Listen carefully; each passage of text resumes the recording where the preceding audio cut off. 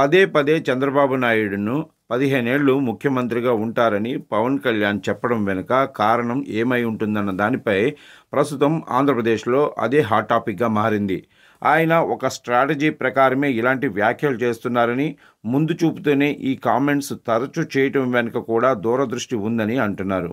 చంద్రబాబు నాయుడు పట్ల తనకున్న అభిమానాన్ని పవన్ కళ్యాణ్ చెబుతుంటే, భవిష్యత్తులో తనకు టీడీపీ అనుకూలురు మద్దతు కూడా లభిస్తుందన్న కారణంతోనే చంద్రబాబు 15 ఏళ్ల పాటు ముఖ్యమంత్రిగా కొనసాగాలని పవన్ కళ్యాణ్ పదే పదే కోరుతున్నారని చెబుతున్నారు.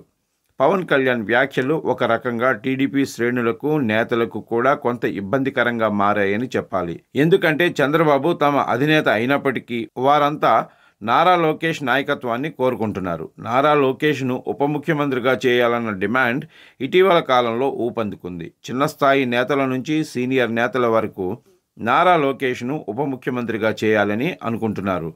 అయితే అందుకు జనసేన క్యాడర్ నుంచి అభ్యంతరాలు వ్యక్తమవుతున్నాయి.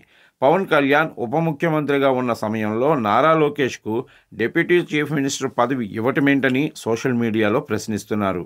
అయితే చంద్రబాబును పదే పదే పొగడటంతో పాటు ఆయనే 15 ఏళ్లు ముఖ్యమంత్రిగా ఉండాలని కోరుకోవడం వెనుక కూడా పవన్ కళ్యాణ్ వ్యూహమే అంటున్నారు. తన వ్యాఖ్యలతో నారా లోకేష్ డిప్యూటీ సీఎం పదవికి చెక్ పెట్టడమే కాకుండా దరిదాపుల సమయంలో నారా లోకేష్ను ముఖ్యమంత్రి అభ్యర్థిగా చూపించకూడదనే పవన్ కళ్యాణ్ ఇలా చంద్రబాబును సీఎంగా కొనసాగించాలనుకుంటున్నారన్న రాజకీయ విశ్లేషణలు మొదలయ్యాయి. దీనివల్ల టీడీపీ సానుభూతి పరులతో పాటు ఆ ఓట్ బ్యాంకు కూడా తనకు భవిష్యత్తులో అండగా నిలుస్తుందన్న భావన ఆయనలో ఉందన్నారు. అందుకే చంద్రబాబు నాయుడును 15 ఏళ్ల సీఎం అంటూ పదే పదే వ్యాఖ్యలు చేస్తూ పవన్ టీడీపీలో కొందరి మైండ్స్ను బ్లాంక్ చేస్తున్నారంటున్నారు. చంద్రబాబు నాయుడు కూడా పవన్ కళ్యాణ్ చేస్తున్న వ్యాఖ్యలకు ఖుషి అవుతున్నారు. తనకు అండగా పవన్ కళ్యాణ్ ఉంటారన్న నమ్మకంతో ఆయన జనసేనకు మంచి ప్రాధాన్యత ఇచ్చే అవకాశాలున్నాయి.